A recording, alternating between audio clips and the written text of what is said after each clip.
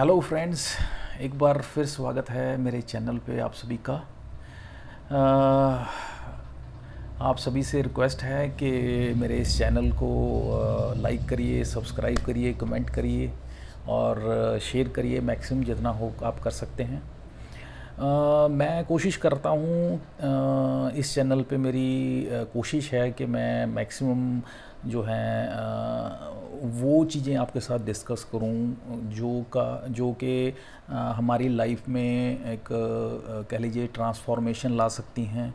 और वो फंडामेंटल्स या वो प्रिंसिपल्स मैं आपके साथ डिस्कस करूँ जो कि हिस्टोरिकली जिन्होंने रिज़ल्ट्स दिखाए हैं या जिनकी वजह से लोगों की ज़िंदगियां जो हैं ट्रांसफॉर्म हुई हैं।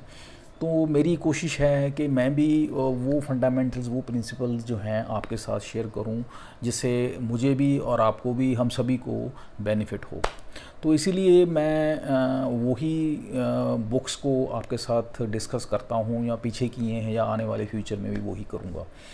तो हम जैसे कि बुक जो है homeless to billionaire written by Andres Pira, उसको हम अभी डिस्कस कर रहे हैं। आज हम उसका 8th प्रिंसिपल जो है, how have idea so massive others get uncomfortable, this is the 8th principle जो है। अब आज हम इसको डिस्कस करेंगे।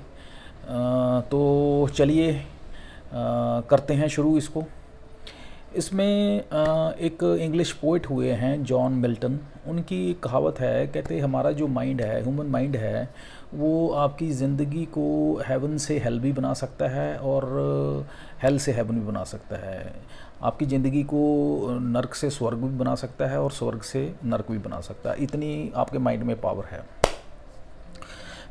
और ऑथर के अकॉर्डिंगली एक जो मैसिव सक्सेस है, एक बहुत बड़ी जो आपके लिए कह लीजिए ज़िंदगी में कोई आप अचीवमेंट करते हैं या जीतते हैं, जीत प्राप्त करते हैं, उसके पीछे 3 फैक्टर्स होते हैं, 3 उसके पीछे कारण होते हैं।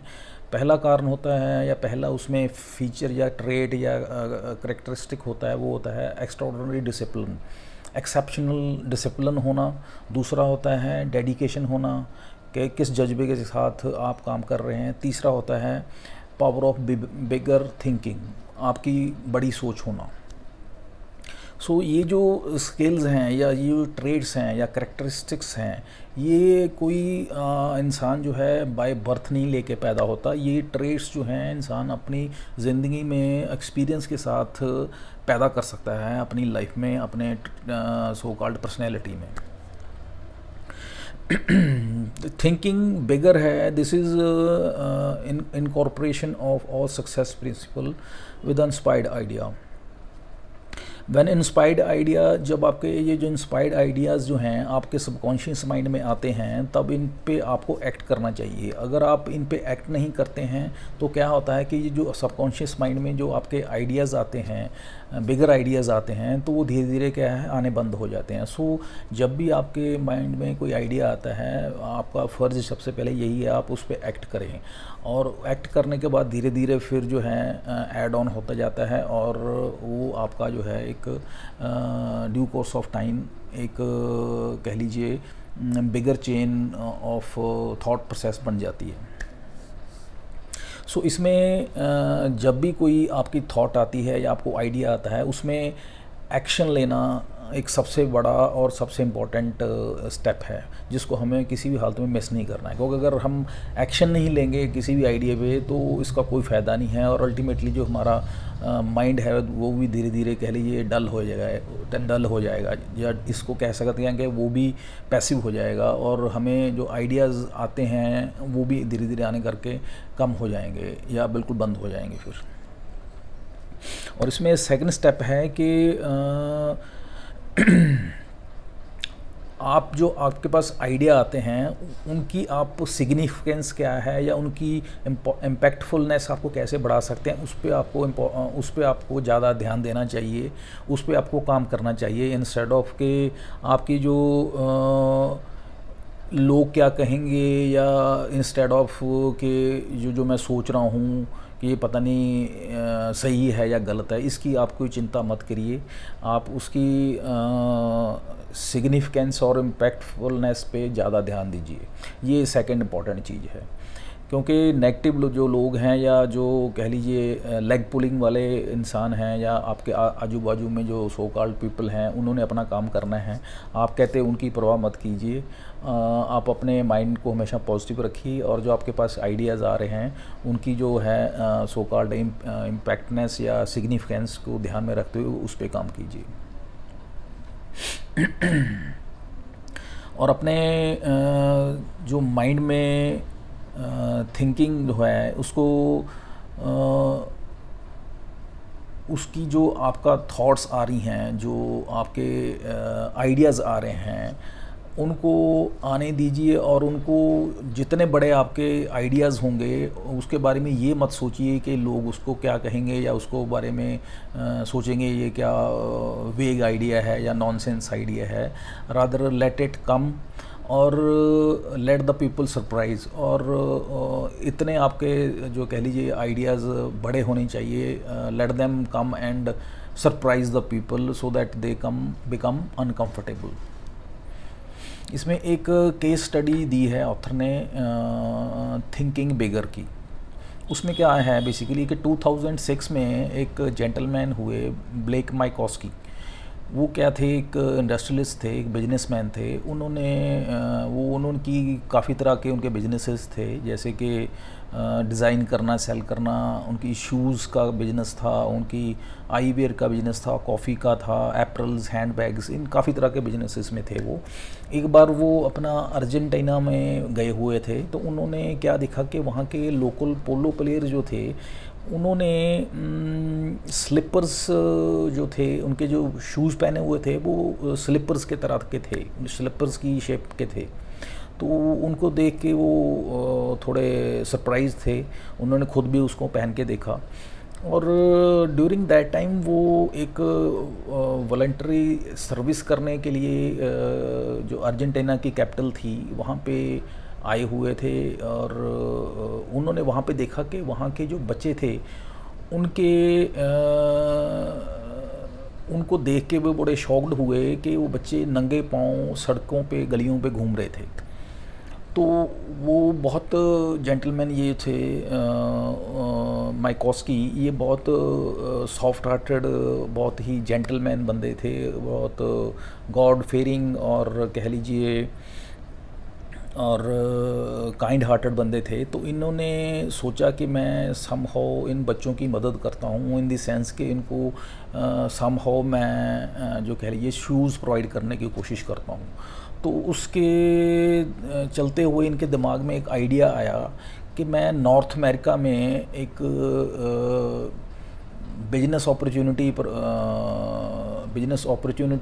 विद रिस्पेक्ट टू शूज़ एक फाइंड आउट करता हूँ, एक मार्केट बनाता हूँ मैं नॉर्थ अमेरिका में बिजनेस अपॉर्चुनिटी कि वहाँ पे मैं शूज़ सेल ऑफ कर सकूँ।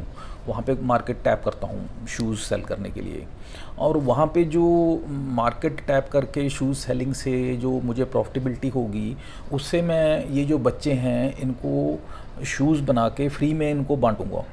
तो ये उनके माइंड में एक आइडिया आया और उन्होंने इमीडिएटली क्या किया इसके संबंध में, तब जो प्रेसिडेंट थे उस समय अमेरिका के मिस्टर बिल गेट, उनके साथ ये डिस्कस किया। तो उनको मिस्टर बिल गेट ने ग्रीन सिग्नल दिया, रादर उनको अप्रिशिएट किया कि आपका ये बहुत अच्छा इनिशिएटिव है या बहुत अच्छा आइडिया है, you must go ahead and help the those poor children's.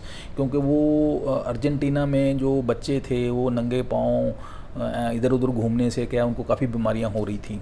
तो उनको कह लीजिए बिल गेट की तरफ से वो कह लीजिए एंडोर्समेंट मिल गया। और सेकंड उन्होंने फिर एक्शन लिया इमीडिएटली। एक्शन क्या लिया उन्होंने, एक उनका बिजनेस था ऑनलाइन ड्राइवर कोर्स करवाने का, वो एक बिजनेस करते थे।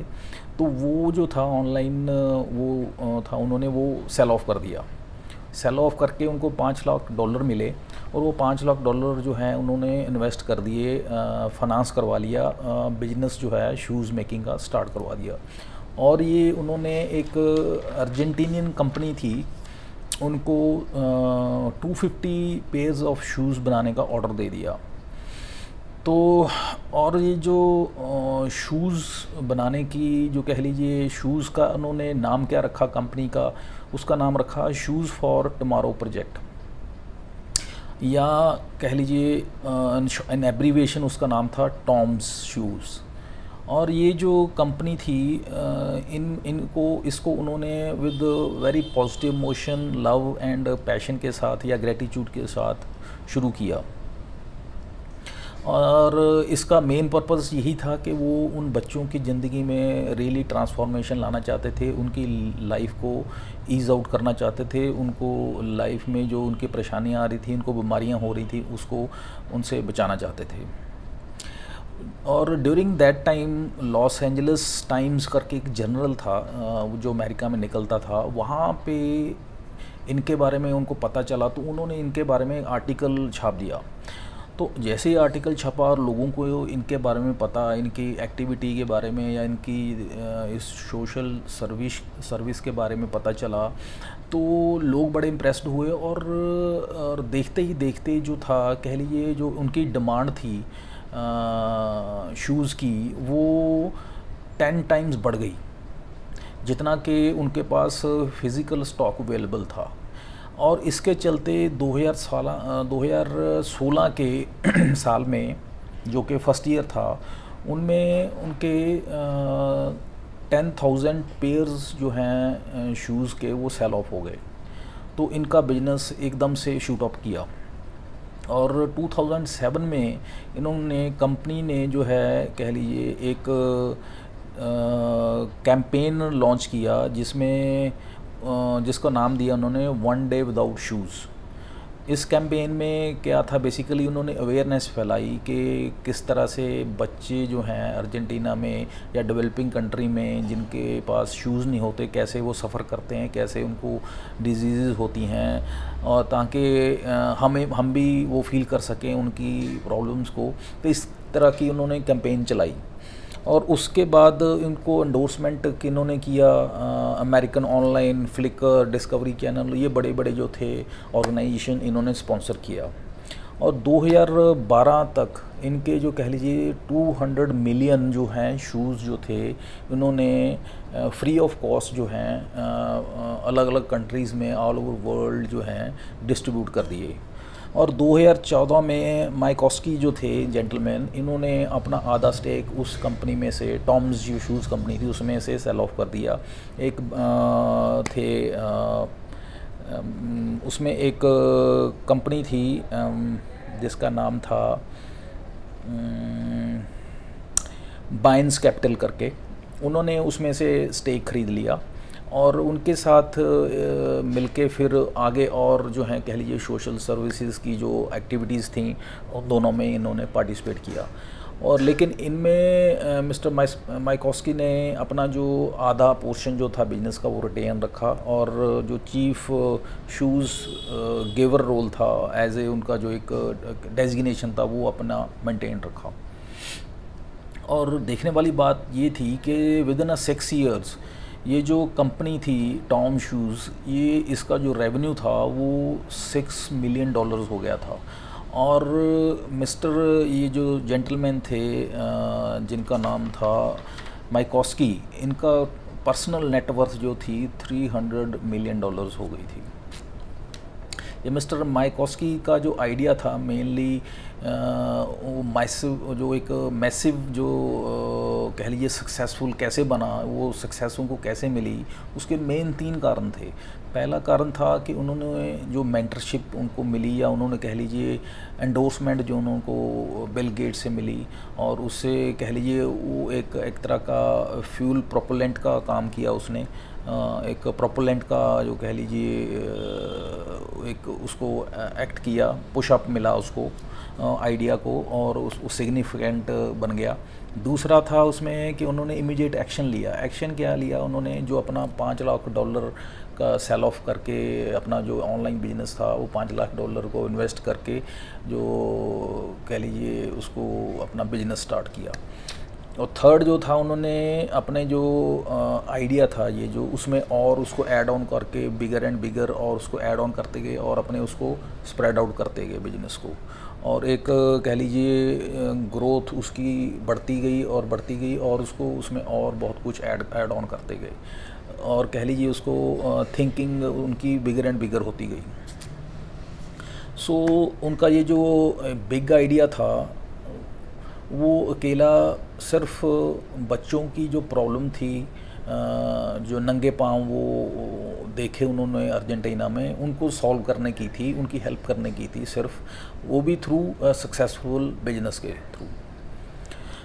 और इसमें वो बिल्कुल सक्सेसफुल हुए। और ये जो उनका आइडिया था to continue his business, to become a bigger and bigger in his business, वो किस तरह से कंटिन्यू किया। इनकी जो टॉम्स कंपनी थी, उन्होंने शूज़ में तो थे ही थे, और उनके साथ साथ उन्होंने और भी बिजनेसेस में कह लीजिए अपनी प्रेजेंस शो की, या उन्होंने और जगह भी स्टार्ट की है। जैसे कि उन्होंने टॉम्स ने क्या किया, आईवियर्स में भी अपना प्रेजेंस शो किया, उस बिज़नेस में भी गए। वहाँ से भी क्या करते थे, जैसे ही आईवेयर कोई सेल ऑफ होता था, उसकी जो प्रॉफिट में कुछ आता था, तो उसका कुछ परसेंटेज जो था, कह लीजिए डेवलपिंग कंट्रीज़ में जो जिन लोगों को हेल्प चाहिए होती थी, जिनके पास कुछ देने के लिए नहीं होता था, एक वॉलंटरीली फ्री सर्विस के पॉइंट ऑफ व्यू से उनकी आई साइट को सेव करने के लिए या रिस्टोर करने के लिए वहाँ पे यूटिलाइज होता था। इसी तरह से जो इन्होंने एक टॉम्स रोस्टिंग कंपनी 2014 में खोली। उसमें क्या था कि ये कॉफ़ी के बिज़नेस में आए। कॉफ़ी में हर एक कॉफ़ी का जो कप बिकता था, उसमें जो प्रॉफिट आता था, उस प्रॉफिटेबिलिटी में से उन्होंने क्या किया, एक वॉलंटरी ऑर्गेनाइजेशन थी जिसका नाम था गिविंग पार्टनर्स करके। वो जो ऑर्गेनाइजेशन थी वो प्रोवाइड करती थी drinking water, portable drinking water to the people जिनके पास ड्रिंकिंग वाटर अवेलेबल नहीं था। वर्ल्ड में कुछ ऐसे कंट्रीज़ हैं, तो इस तरह से सपोर्ट करते थे। तीसरा, इन्होंने बिजनेस स्टार्ट किया अपना टॉम्स बैग्स कंपनी। वो बैग्स बनाते थे, तो वहाँ से जो प्रॉफिटेबिलिटी आती थी, वहाँ से इन्होंने जो कह लीजिए हेल्प करनी शुरू की मैटरनल हेल्थ में। उसमें कहते ये करते क्या करते थे, उनमें बर्थ किट्स तैयार करके देते थे। बर्थ किट्स में क्या होता था, उसमें वो सारा मटेरियल होता था ताकि जो मदर्स जो बच्चों को जन्म देने वाली होती थी, वो एक सेफ़ बर्थ उनका हो पाए या दे पाएँ, उसको इंश्योर करने के लिए वो सारा किट में मटेरियल वगैरह होता था। तो उस तरीके से ये सोशल सर्विस करते थे। तो माइकोस्की की जो इनिशियल प्लान था, तो वो सिर्फ शू कंपनी का था, बट ये जो आइडिया था बिगर एंड बिगर होता गया, और with application of all the success principles आगे बढ़ता गया और डिस्ट्रीब्यूट होता गया, या कह लीजिए स्प्रेड आउट होता गया in the form of coffee bags and plus eye wears and all that. और ऑथर कहते हैं कि आपके पास अनलिमिटेड जो हैं अपॉर्चुनिटीज़ आप क्रिएट कर सकते हैं अपनी लाइफ में, by training your mind to think bigger and bigger. आप अपने माइंड को इसके लिए एनेबल कर सकते हैं। बट ये है कि आपका जो आइडिया है वो इनिशियली छोटा होता है, आप धीरे धीरे उस पर काम करके उसको धीरे धीरे फिर उसको बड़ा करते जाते हैं। और इसमें आपको कंटिन्यूस आपको एफर्ट करने पड़ते हैं, नो डाउट। इसमें ऐसा नहीं है कि ऑल ऑफ अ सडन आपको कोई बिल्कुल ऑल ऑफ अ सडन आप कहेंगे कि बिल्कुल आसमान से कुछ ऐसा मैजिकल सॉर्ट ऑफ थिंग हो गई। हाँ, नो डाउट आपको फिर उस पर काम करने पड़ेंगे। आप काम करके नो डाउट मैजिकल रिजल्ट्स जरूर आप प्राप्त कर सकते हैं। जैसे कि authors initial idea was of real estate. Author का जो इनिशियल पर्पस था वो या बिजनेस का वो था आइडिया रियल स्टेट का, और लेकिन वो बाद में फिर उसने कॉफ़ी शॉप्स का भी बिजनेस किया।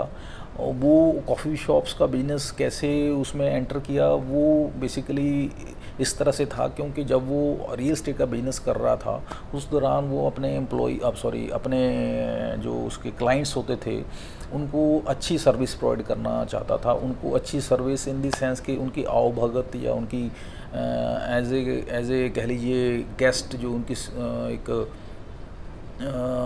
रिस्पेक्ट करना चाहते थे with in terms of having a great cup of coffee या ईटेबल्स वो अच्छे प्रोवाइड करवाना चाहता था, उनको सर्विस बढ़िया प्रोवाइड करवाना चाहता था। उस पॉइंट ऑफ व्यू से उसने देखा कि कुछ कमियां थी जिसको उसने इसके दिमाग में कुछ आइडिया आया, उसको इम्प्लीमेंट किया और ये कॉफ़ी बिजनेस में आ गया। इसका एक इसमें इसने ऑथर ने वही जो हम कॉफ़ी की बात करके अभी पीछे की है हमने कॉफ़ी की बात, उसके बारे में आगे इसने एक पूरे इसको एक आर्टिकल में डिस्कस किया है। उसमें इसने नाम दिया है उसको फेमस कॉफ़ी।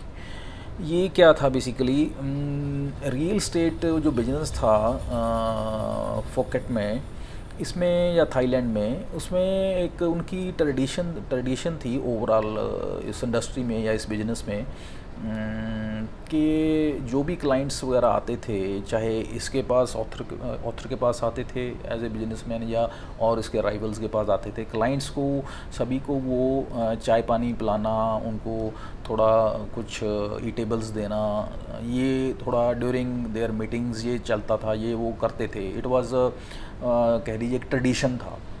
लेकिन ये बात थी कि वो जो क्लाइंट्स की जो आवभगत होती थी, सो कॉल्ड उनकी जो एक सेवा होती थी, वो अच्छे तरीके से नहीं होती थी इन द सेंस के वो जो कॉफ़ी वगैरह सर्व होती थी या ईटेबल्स सर्व होते थे वो बहुत उनकी क्वालिटी अप टू मार्क नहीं होती थी। रेडीमेड कॉफ़ी सर्व होती थी या ईटेबल्स भी कुछ अच्छे नहीं होते थे। तो ऑथर की इच्छा ये थी कि ये बढ़िया कॉफ़ी प्रोवाइड करवाए अपने क्लाइंट्स को, क्योंकि अल्टीमेटली उसने देखा कि क्लाइंट्स जो थे वो जो डिस्कशन उनकी जो करने आते थे या डील करने आते थे, तो ऑथर चाहता था कि उस पे ध्यान दें, उसकी जो प्रेजेंटेशन है या वो डिस्कस करना चाहता है क्लाइंट्स के साथ उस पे ज़्यादा ध्यान दे, ना कि इस चीज़ पे अलाइंड क्लाइंट्स का ध्यान रहे कि वो भूखे हैं या पानी उनको मिलेगा नहीं मिलेगा या क्या पिएंगे क्या खाएंगे, इस पे ध्यान रहे। तो वो इन चीज़ों को उनके दिमाग से उनको फ्री रखना चाहता था। तो उसके लिए फिर उसने सोचा कि क्या किया जाए, तो क्योंकि वो नहीं चाहता था कि रेडीमेड या कुछ भी जो ऑलरेडी मार्केट में चल रहा था एवरेज या इन्फीरियर क्वालिटी का वो अपने क्लाइंट्स को दे। तो ये उसके दिमाग में फिर आइडिया क्लिक किया कि मैं अपना खुद का एक कह लीजिए अपने ऑफिस में एक शॉप खोलता हूँ कॉफ़ी की, जिसमें मैं खुद अपनी कॉफ़ी बीन्स ला के उसकी कॉफ़ी वगैरह बना के खुद अपनी कॉफ़ी तैयार करवा के क्लाइंट्स को सर्व करवाऊँगा। और उसी को आइडिया को फिर उसने इमीडिएटली इम्प्लीमेंट किया और एक वहाँ पे कह लीजिए अपने ऑफिस में मेन हेड ऑफिस में एक शॉप खोल दी और उस शॉप में कॉफ़ी खुद बीन्स वगैरह मंगवा के और क्रश करवा के तैयार करवा के कॉफ़ी वगैरह अच्छी से अपने क्लाइंट्स को देनी शुरू कर दी। तो उसका बड़े अच्छे रिज़ल्ट आए, लोगों की क्लाइंट्स की बड़ी अच्छी फीडबैक आई और उससे फ़ायदा क्या हुआ या इससे इसको और इसका मॉरल जो था बूस्टअप हुआ और इसने फिर क्या किया, एक शॉप से 3 शॉप्स कर दी। और फिर ये था कि ये जो फीडबैक अच्छी होने की वजह से आइडिया इसका बड़ा होता गया और इसने जो उसके बारे में और ज़्यादा सोचा और उसके बाद फिर क्या इसने फ्रेंचाइजीज़ इसने खोलनी शुरू कर दी आइडिया उसकी कॉफ़ी शॉप्स की। तो ये इसका कॉफ़ी जो थी इसका पहले उसने नाम रखा था ग्रीन माउंटेन। कॉफ़ी का नाम ग्रीन माउंटेन इसलिए रखा था क्योंकि ये जो थाईलैंड की ग्रीन माउंटेन से ये बीन्स आती थी, उसकी वजह से इसका नाम ये रखा था। लेकिन ये उसको कुछ कैची वर्ड नहीं लगा, तो उसको लगा कि कुछ कैची वर्ड ऐसा रखना चाहिए नाम जिसको जो कि कुछ कह लीजिए इंस्पायर करे या कुछ पॉजिटिव हिंट करे या कुछ सजेशन दे लोगों को। इस तरह का कोई वर्ड वो चाहता था रखा जाए। तो इसके दिमाग में वर्ड एक सिंगल वर्ड फेमस करके दिमाग में आया कि मैं फेमस नाम रखता हूँ, फेमस कॉफ़ी।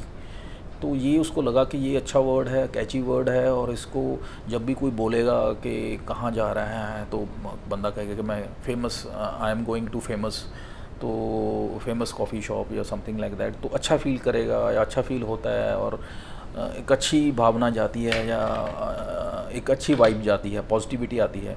तो इसकी वजह से उसने इसका नाम जो है फेमस कॉफ़ी रखा। सो this is the history behind the name of his brand coffee जो था, जिसका नाम था फेमस कॉफ़ी। एक और केस स्टडी इसमें ऑथर ने शेयर की है, acting quickly on big ideas. इसमें क्या है कि 2011 में दो जेंटलमैन थे जिनका नाम था मार्क लेविन एंड माइकल ड्यूबिन। ये दो जेंटलमैन थे, बहुत परेशान थे रेज़र ब्लेड के प्राइस को लेके। तो इन्होंने क्या किया, इन्होंने फिर इससे परेशान होने की वजह से इन्होंने डॉलर शेव क्लब एक बनाया, जिसमें इन्होंने एक कंपनी कॉइन अप की और उसको एग्जीक्यूट करके एक इंक्यूबेटर साइंस इनकॉर्पोरेशन करके एक अपना फर्म बना दी, और इमीडिएटली विद इन 90 डेज़ उसको रजिस्टर करवा के उसको ऑनलाइन उसका कह लीजिए इन्होंने यूट्यूब पे वीडियो डाल दिया, और उसका रिस्पॉन्स इतना ज़बरदस्त हुआ कि with in a few hours जो है उसका सर्वर जो है क्रैश कर गया, और डिमांड इतनी ज़्यादा थी कि विद इन फर्स्ट 48 आवर्स में 2000 कह लीजिए ऑर्डर्स आ गए, और इनको संभालना मुश्किल हो गया वो। तो नटशेल में कहना ये चाहते हैं कि अगर हम कहेंगे कि कोई स्मॉल आइडिया है या कोई देयर इज़ स्मॉल आइडिया है और उसका कोई फ़ायदा नहीं है, nothing like that, there is no idea जिसको हम कहेंगे कि स्मॉल है, और हम किसी भी छोटे से आइडिया से भी बड़ा रिज़ल्ट या मासिव रिज़ल्ट्स प्राप्त कर सकते हैं। नेक्स्ट एक डिस्कस किया है कॉन्सेप्ट ऑथर ने, that is there is always an easier way. इस कॉन्सेप्ट में क्या है कि जब भी हम एक नया आइडिया ट्राई करते हैं बिजनेस में स्पेशली, तब उसको इम्प्लीमेंट करना या उसको ट्राई करना हार्ड होता है। हार्ड होने की वजह से क्या है, मोस्टली ह्यूमन साइकोलॉजी के हम गिव अप कर देते हैं, क्विट कर जाते हैं, और जो बिग आइडियाज़ हैं वो ऑलवेज़ हमें फील होता है उनको एग्जीक्यूट करना वेरी डिफ़िकल्ट या हार्ड टू एग्जीक्यूट। तो लेकिन ऑथर की जो एक कह लीजिए बाय डिफ़ॉल्ट बाय नेचर उसकी एक आदत थी कि चीज़ों को वो बड़े सिंप्लीफाई करके, बड़ा सिंप्लीफिकेशन तरीके से या रिज़ॉल्व करके उनको सिंप्लीफाई करके एग्जीक्यूट करता था। और उसकी उसने एक एग्ज़ाम्पल दी कि जब वो 14 साल का था तब वो एक सेलिंग का काम करता था, सेल्स का। सेल्स किस चीज़ की करता था? वो चॉकलेट्स की करता था, चॉकलेट पाइज़ की, जिसका नाम थाईलैंड में स्पेशली एक था चॉकलेडो बारो, एक उसका स्पेसिफिक नाम था। वो जो स्वीडिश ये थी कैंडीज़ थी, उसकी कॉस्ट एक पैक की $30 थी, और जिसने इसके सो कॉल्ड एम्प्लॉयर ने इसको सेल ऑफ करने के लिए या बेचने के लिए बोला था कि ये आपने डेली बेसिस पे जितने आप सेल ऑफ करेंगे उस हिसाब से इसको परसेंटेज या इसको वो मिलती थी, इसको कह लीजिए सैलरी मिलती थी परसेंटेज बेस पे।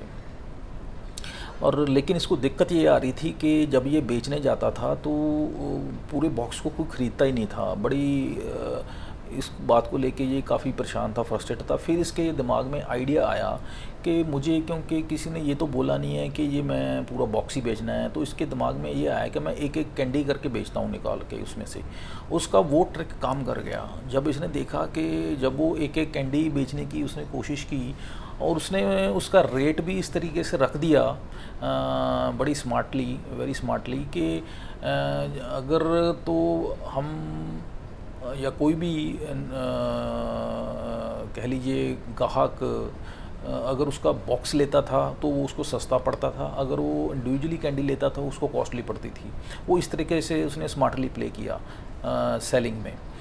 तो जब वो इस तरह से उसने प्ले करना शुरू किया तो और लोगों ने भी इस चीज़ को नोटिस किया कि जब वो पैक ख़रीदते थे तब उसको सस्ता पड़ता था उनको, और जब वो इंडिविजुअल कैंडीज़ खरीदते थे तो अब उनको वो कॉस्टली पड़ता था। तो धीरे धीरे क्या हुआ, पहले तो उसकी इंडिविजुअल कैंडीज़ बिकती थी, फिर धीरे धीरे लोगों को ये समझ आई तो उन्होंने क्या कि उनको समझ लग गया कि ये हमें कॉस्टली पड़ता है इंडिविजुअल कैंडी ख़रीदना और इकट्ठा ख़रीदना सस्ता पड़ता है। तो उसके धीरे धीरे जो है बॉक्स बिकने शुरू हो गई और इस तरह से उसकी सेल बढ़ गई। सो कहने का मतलब ये है कि उसकी ये जो उसके दिमाग में आइडिया आया और उसने ये आइडिया को इम्प्लीमेंट करके अपना जो है सारा ही कह लीजिए यू टर्न ले लिया और एकदम से अपनी सेलिंग कह लीजिए स्काई रॉकेट हो गई उसकी। और कहते